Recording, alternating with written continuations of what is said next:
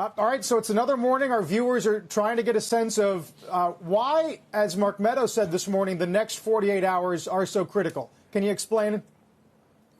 Well, one easy factoid here is we're running out of time, at least between now and the election. So you have these large bills, and this one has gotten bigger and bigger as the negotiations have proceeded. You only got 2 weeks, I guess. Is it 2 weeks? Just a day or two longer than 2 weeks before the election. And even if you could get this into legislative language to everybody's satisfaction, it will be difficult operationally to execute every part of this.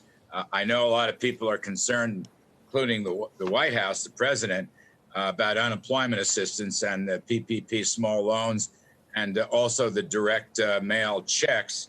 So I don't know, Carl, operationally. But I will say this.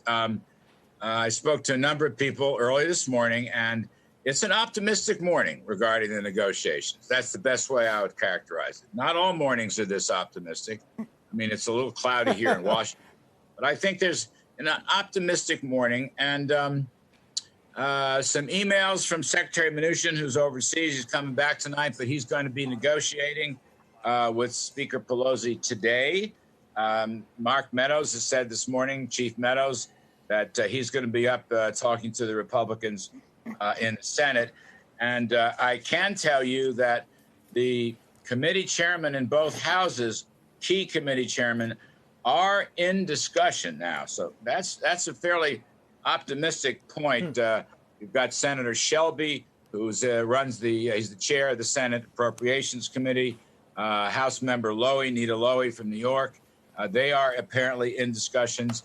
And with respect to the PPP, small business loans, which, as you know, is a very important area for all of us, Marco Rubio and Ben Cardin in the Senate are talking to Steve Chabot and Nydia Velázquez in the House. So I would, as I say, it may not be a sunny morning, but I think it's an optimistic morning. Right. Biggest stumbling blocks. Meadows this morning mentioned state and local aid. Yesterday, the term liability protection came up again, something that McConnell said would prevent him from bringing it to the floor. That was back in July. Can you assess those two obstacles?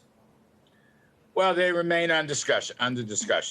They are important factors here, not the only ones, but they are very important. I don't want to Carl, you and I could probably settle this, but I'm just not empowered to negotiate it out with you this morning.